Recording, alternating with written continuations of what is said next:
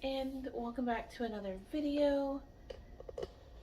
My name is Destiny and I do book things here. I also do lifestyle and vlogs and stuff, so I'm excited to be back filming and batch filming because that's usually what I do. So today we're going to talk about my August TBR after I drink more of my smoothie.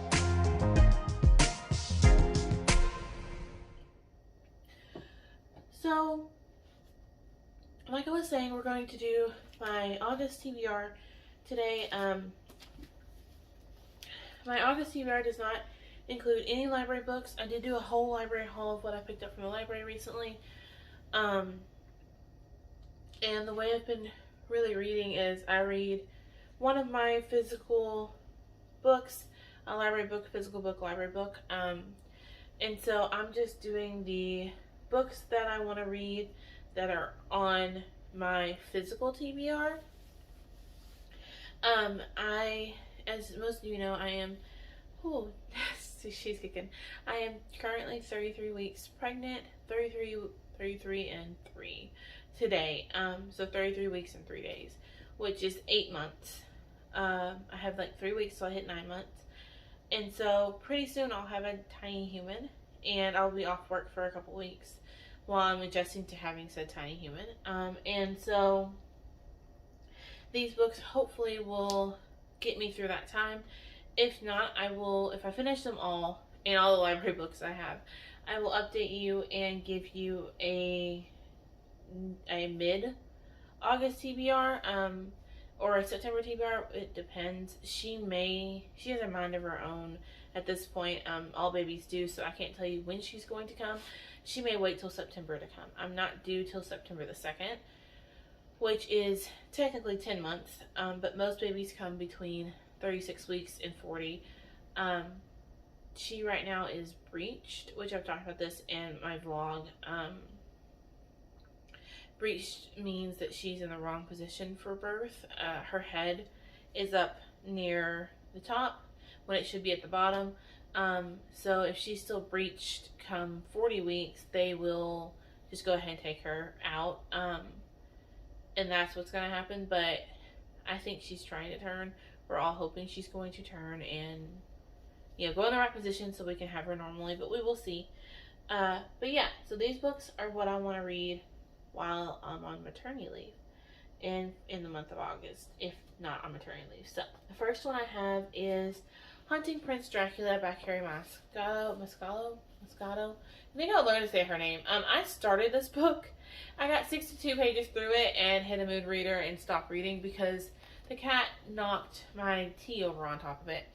But I loved Stalking Jack the Ripper, and so I'm excited to go back into this world and read more about Audrey and Thomas.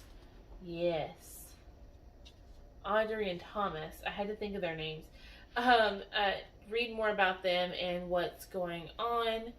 I know this series is already finished, so if I get through this one and love it, I can binge the rest of them because my library does have them all. So I'm excited to get into this and see how I feel about it. Next, I have Demon's Fire by Lee Cockburn. I started this one as well, I thought. I did. There it is. Hold on. There, I just passed it. I got pretty far on this one. Yeah, I got to 66 pages, which is pretty decent. And put it down because all of Lee Cockburn's books they're really gritty, and is the best word for it. Basically, they are very hard to read, and she doesn't shy away from the real situations. She was I think a detective, a homicide detective for 30 years, and then decided to start writing books. These 3 were sent to me back in, according to this, it says 2018. And I'm just now getting around to this one, which is what they sent it for, was promotion for this one. But I have finished the first 2 and loved them. Our main character is LGBTQ. She does self-identify as a lesbian, and so it's one of those, you get spicy scenes of said lesbian spicy scenes, and it's awesome.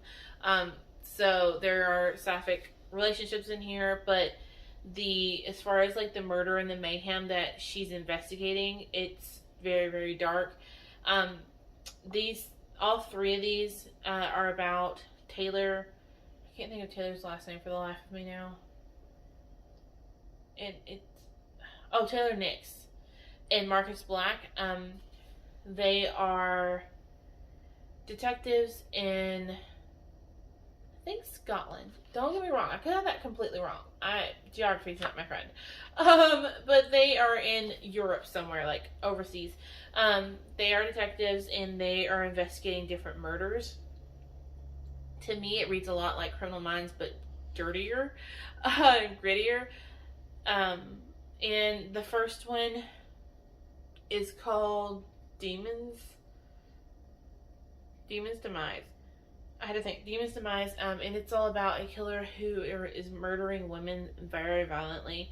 And in that one, you get the point of view of the killer and the point of view of Taylor. And it flips back and forth. And the killer's POV is some of the darkest stuff I've ever read.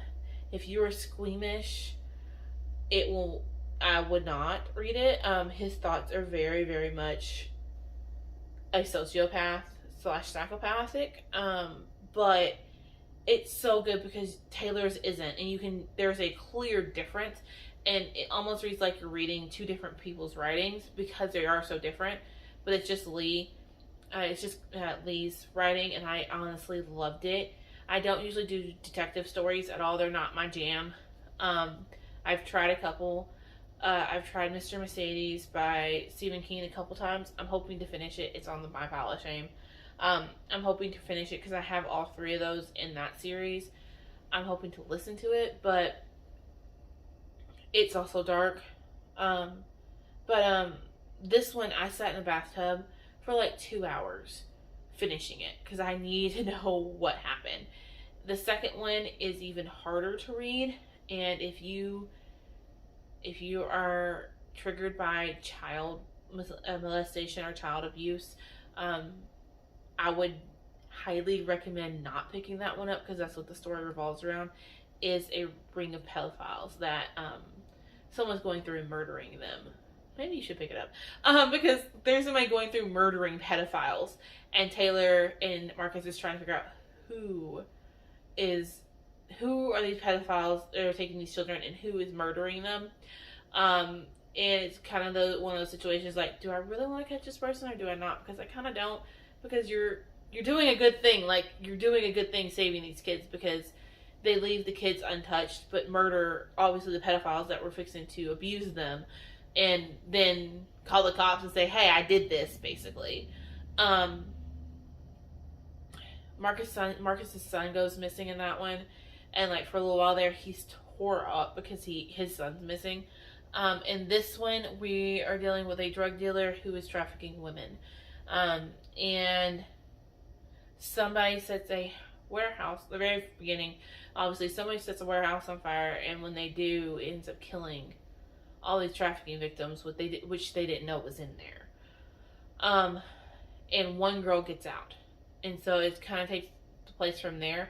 And I think because she talks about her kid and that she's trying to do this for her kid because they took her kid from her, I think her kid was one of the kids from the second book.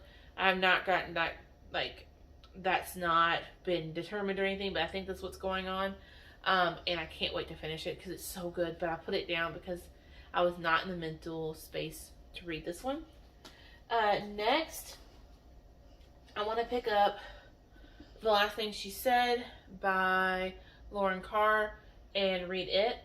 This one has been on my shelves for probably as long as the other one.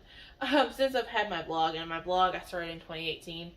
I have a couple of her books on my shelf, and I've read one and really enjoyed it, but I've not read more than just the one. And From what I can tell, I'm not even started this one. I'm not even sure what it's about. I know there's a lot of characters because she gives you a character map in the very beginning of the book, which tells me a lot. That means there's gonna be a lot of characters in here I'm gonna have to keep straight. Um, but I'm excited to see where this goes. Again, I've been in a horror thriller mood. The bloodier the better, honestly, and so I'm hoping to pick this up and see what I think. And yeah, I have a couple of her books on my shelves that they were sent to me for either for review or for just posting purposes, to post to say, hey, this is coming out. But I never really got a chance to pick them up, so hopefully I can get it picked up and read. Next, I hope to read Girl Who Played with Fire by Sting Larsson. I could be saying that completely wrong. It's Swedish, so forgive me. This is all about Elizabeth Slater, who is a genius. The first one is called Girl with the Dragon Tattoo, and she hooks up with a journalist accused of libel, and they are trying to find out who or what happened to Harriet. Harriet is a granddaughter of a big, I think he does oil manufacturer. Like, he's worth billions, and back in the 1960s, his granddaughter goes missing, and he has no clue what happened to her. So he tells, Michael is accused of libel, and he's convicted of libel. Spends time in jail, and so comes back, and he steps down from the paper, and like that way they can have a legitimate start. And so the oil billionaire, I can't think of his name for the life of me, Henrik contacts this Michael and goes, hey, will you solve the murder of Harriet? If you solve the murder of Harriet, I'll give you the dirt you need on Wernerstrom, which is the person who sued him for libel, that it's proved. Like, I have proof that he did what you said he did, and you can go for him. And I'll give it to you if you can figure out what happened to Harriet. So Michael obviously agrees. He has nothing better to do, and he's getting paid to do it. Even if he doesn't figure out what happened to Harriet, he just doesn't get the Wenstrom files. He still gets paid and everything. And it's one of the best whodunits I have read, and it was so good. Elizabeth gets pulled in because Michael realizes he needs help doing the research. And she works for a security company where she does backgrounds on people and things. And so Henrik brings her in for help. And she's not what you expect. I mean, tight leather pants, dark hair, tattooed to, all over, nose rings, all kinds of piercings. And he's like, you want me to work with her? She's the best. Are you sure? And Elizabeth has her own thing going on. So in Sweden, you can be deemed basically legally unfit to run your own money. So she has a lawyer who has to run her money for her, who honestly is an awful dude. And I think the first one, is it the first one or the second one? It might be the second one, because I've already read the second one, I think, through to fruition, and just I don't remember it well enough to go into the third one. But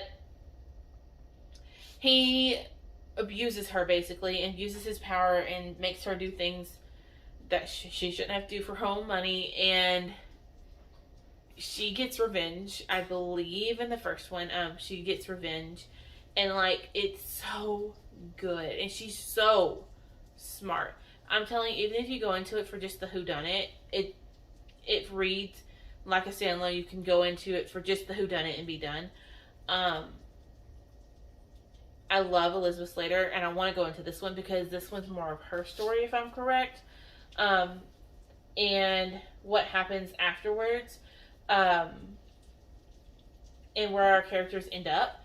So I'm excited to go into this. I have it from audio. I have it from audio from the library right now. So I'm excited to go into it and see what I think. Next, I have The Grace Year by Kim Liggett. And it says Survive Together or Die Alone. I have no clue what this is about. It says, I'm going to read the back to you. We're going to learn together. It says, no one speaks the Grace Year. It's forbidden. In Gardner County, girls are banished for their 16th year to release their magic into the wild so they can return purified and ready for marriage. But not all of them will make it home alive. Tyranny James dreams of a better life, but her own Grace Year draws near. Quickly she realizes there are more to fear about the Grace Year than the brutal elements and the poachers in the woods. Their greatest threat may very well be each other. Ooh, okay, so that sounds so good. I picked it up during my book buying where I went crazy in Books A Million. And honestly, I picked it up because I had seen it everywhere on Bookstagram and thought, why not? I'll give it a try. And so, yeah. And I want to try to get it read this month. It just sounds so good, and like trying to figure it out. Plus, like the blood running through her hair. Like, I need to know what this is about and what's going on here. So, yeah, that one. And then, lastly, I have The Project by Courtney Summers. It's the only Courtney Summers I have not read thus far. I have read Cracked Up to Be and Sadie, and I love them both so much. I love the writing. I love the flawed main character. It's two of my favorites. So I'm wanting to read The Project. I heard that it's not as good as Sadie, and that it's not like Sadie. It does deal with sisters, and that in a cult, but I don't know much more than that, and that's fine with me. I didn't want to know more than that. This also came from Books A Million. It is signed, so I'm so excited to go into this. Even if it's not my favorite, even if I only give it 3 stars, I'm still happy to have it on my shelves because it is Courtney Summers, and I think I'll read anything she writes at this point. So, yeah. So, that's my TBR. It's a lot of murder, mystery, whodunit, which is what I'm honestly in the mood for and what I want right now, especially on a rainy summer day like today. So, yeah. But I'm gonna go ahead and see y'all guys later. I've got to go get my tiny human, and we're going to go to the library. So I will see y'all in my next one. Bye, guys.